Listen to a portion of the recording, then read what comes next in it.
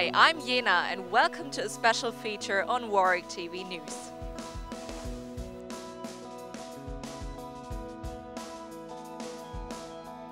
Guatemala used to be the second home of the American novelist Francisco Goldman. It is the country where his mother was born and where his writing career began. In the 1980s, he worked as a journalist and he covered the wars in Central America for the Harper's Magazine and The New Yorker.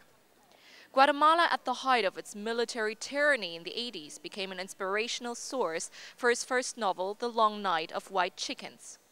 The Art of Political Murder is his most recent non-fictional book, and it was the runner-up of the Warwick Prize for Writing last year.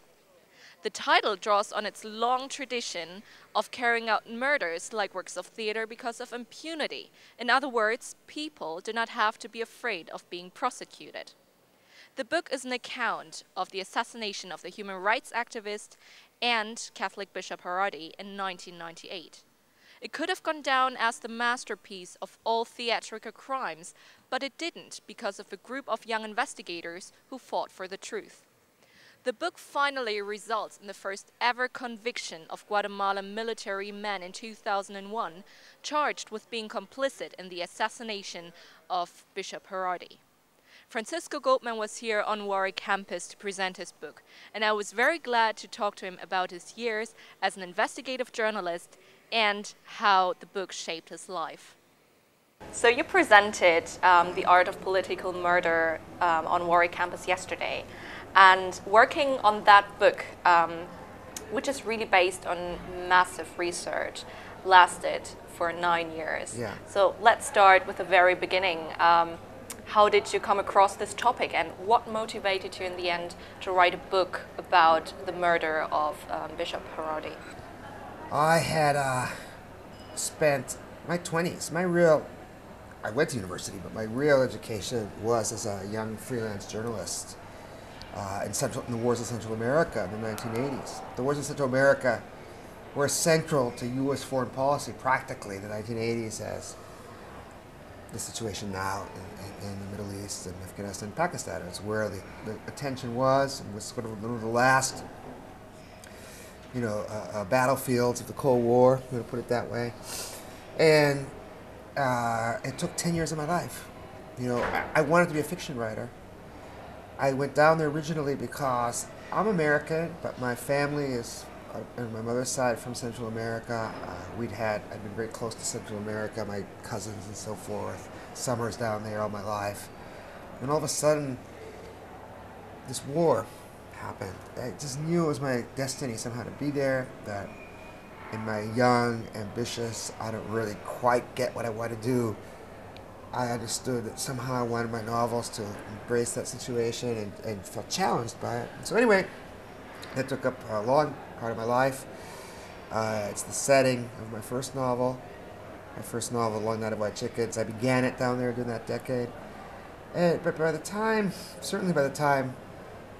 the 90s roll around, it was a lot of violence and despair and frustration and always the same old story in a sense by the end. And so I was really just wanted to dedicate myself to my fiction. 1998 comes around, a few years after the Guatemalans have finally signed their peace agreement, ending a 36-year civil war, as you know. Bishop Haradi, the great Guatemalan human rights champion, founder of the Guatemalan Archdiocese Office of Human Rights, ODA, is found brutally murdered, 36 fractures in his face, and a pool of blood lying in the parish house garage of his church, 2 days after releasing a taboo-smashing human rights report that the Guatemalan church had sponsored. I figured, oh, well, of course the army did it. Of course the army did it. A few months go by. I'm in Spain. I'm visiting my very good friend John Lee Anderson, who's around here somewhere today. And I buy the newspaper El País, which is the paper of record, in the Spanish language practically. And there's this huge story, a new development in the Hardy case. 150 Guatemalan SWAT team soldiers have surrounded the church to arrest his co-parish priest, this kind of sybaritic, pudgy 34-year-old priest, all dressed completely in Armani and Zegna and things like that. Gucci, I think he had Gucci glasses. And he's under arrest, and they all start taking in to, as material evidence in the case, his 11-year-old German Shepherd dog, Baloo. And he's been arrested, charged as being the sole murderer in the case, in a domestic crime of passion. Based on the findings of a Spanish forensic anthropologist, eminent in Spain, who claims to have studied autopsy photographs of the bishop's skull and discovered dog bites. There's where it started. I said, Did you believe it at that moment? I believed it. It was in the paper. It's like reading something in the Times. I had a kind of cynical glee. I was like, what a fantastic story, because it's not the same old story. I had other reasons for wanting to do it, so I got an assignment from the New Yorker magazine to go down and do a story that we all thought was going to be a kind of lurid, tropical, melodramatic story about this weird crime of passion when everybody thought it was a human rights story. And of course, I got down there and very quickly discovered it was the same old story, that was all part of the theater. How did you feel when you kind of realized that after all those years of work, especially Guatemalan people show so much interest in your work? That was so unexpected when it began to have the impact in Guatemala that it had. First, because of Perez Molina's presidential campaign. I didn't know that a man I had sort of indicated as a likely force behind the crime, one of the most powerful military men in Guatemala, and allegedly an organized crime too, emerges as the leading right-wing presidential candidate, and then people began using this book against him. You know, priests on the pulpit saying, "How can you elect this man? He has the blood of our brother in his hands." And then, even most impressively, because outside of one newspaper, the majority of the Guatemalan press is in the hands of people who sympathize with the right wing, with the powerful. There's a real sort of blackout on my book. And yet, everybody in Guatemala has relatives in the States. You know, the most humble family. And I was getting a lot of press in the States. A lot of press. And so reports start filtering back. I heard stories of like some of my interviews being translated into Mayan Indian languages and photocopied, and for instance, the Day of the Dead, November 1st, which is the day before the election. And young Mayan Indian Catholic Action activists handing out leaflets with my interview in New York, translated into Tzuhutil Maya, and handing it out. It was just completely remarkable.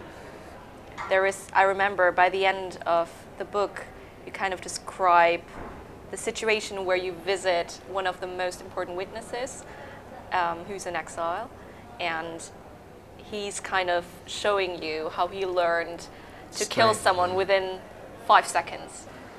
You know, there were some people, I was so stunned when I saw a review in the Boston Globe about that moment, and he said that really I'd gotten so involved in the case that I'd crossed the line and had gone from prudent journalism into some kind of complete recklessness, because he was a very shifty character. He's a double agent. He's playing all sides. And he's brilliant. He's, to me, the most interesting character in the book. He's out of a Dostoevsky novel.